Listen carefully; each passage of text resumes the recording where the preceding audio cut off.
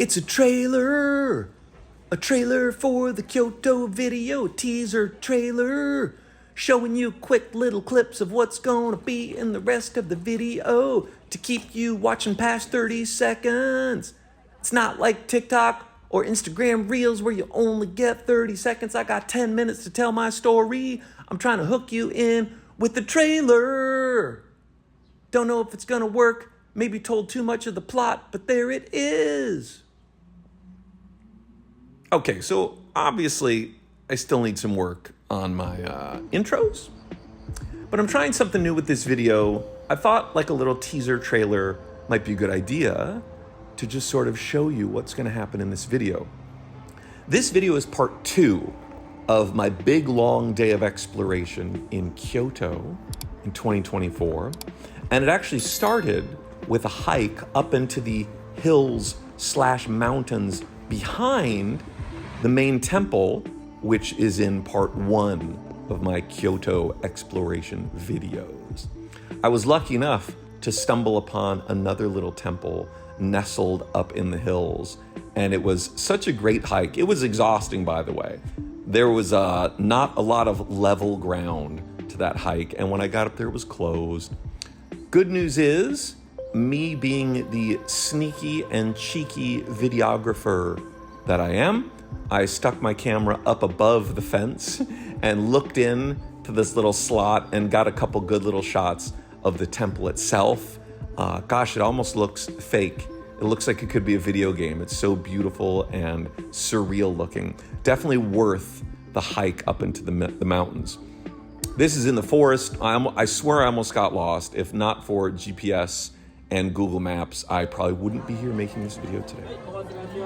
But now I'm back down in Higashiyama, right at the base of that temple. And this is basically the starting point for the rest of my day of exploration. So I start off on this busy street here. This is the one that led me up to the temple. I walked up this early this morning when it was basically empty. And as you can see now, by midday, it is quite busy.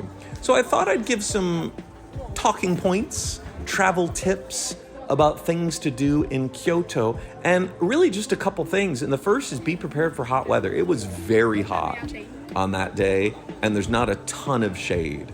So bring water with you, maybe bring a parasol, make sure to look for the shade, and just occasionally, if you need to duck into a building to escape the sun, do exactly that.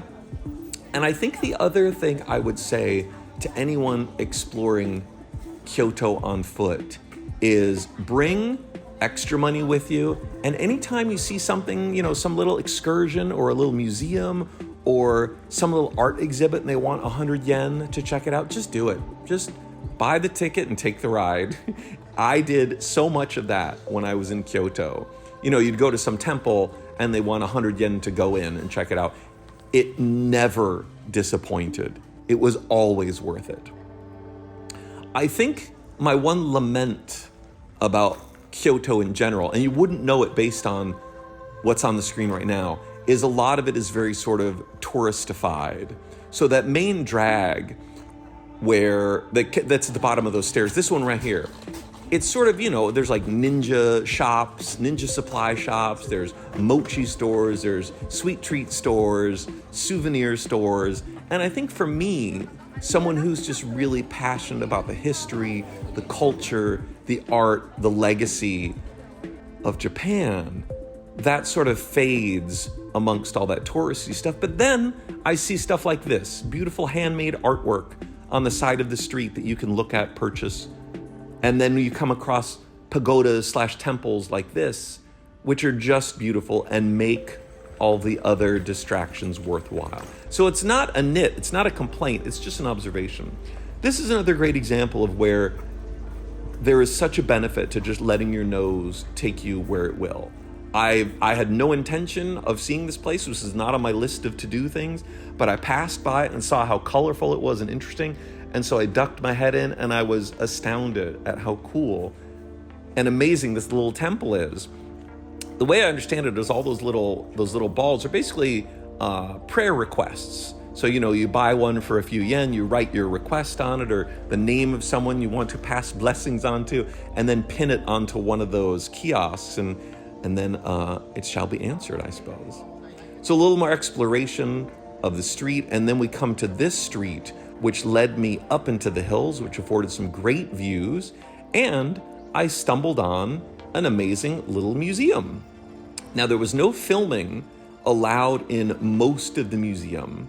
I did manage to get a shot off the balcony in back, which gave a great view of Kyoto, the whole city, and they allow filming of a couple of the swords, which played a tremendous role in the shaping of Japanese history and their reconstruction. So got a couple shots of those. This was also really nice. It was air conditioned. There was a great little water vending machine out front where if I remember correctly, I chugged one and then bought another one and put it in my backpack before heading out.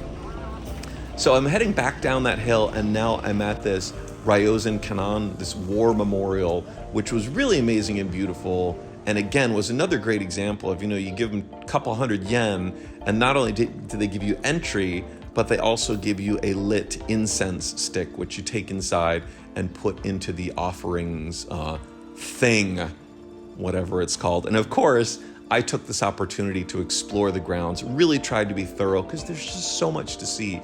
And like around every corner, it's something beautiful and amazing, and something that, we just don't see here in Los Angeles. We just don't have anything like this. So being able to participate in this and witness this and do things like this, walk behind the memorial and find this little necropolis with all these little shrines in it.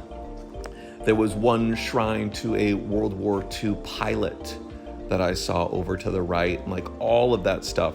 You could just walk right past this if you are marching your way towards the next tourist destination, or the next thing to check off your must-do list.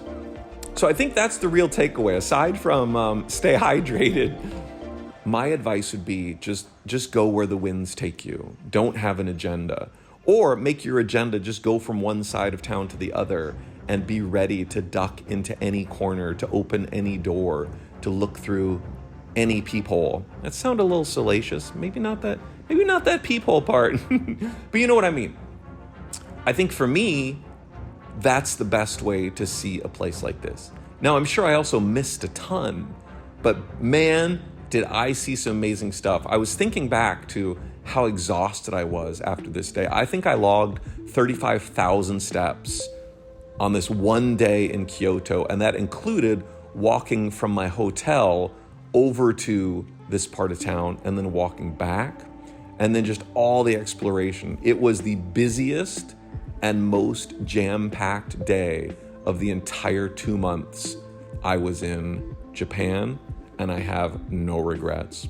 By the way, that wasn't like an open bar that you were just looking at. Those are offerings to the dead, as I understand them. Those are gifts that you put in the shrine with the idea that those go on to the departed folks so they can enjoy them in the afterlife, if I understand that correctly. I should probably look that up. Anyway, everything you've seen in this video, I would recommend it. If you're in Kyoto, check it all out. So much more to see. If you like this video, subscribe because there's plenty more to come. Thank you so much for watching, and we'll see you for the next one.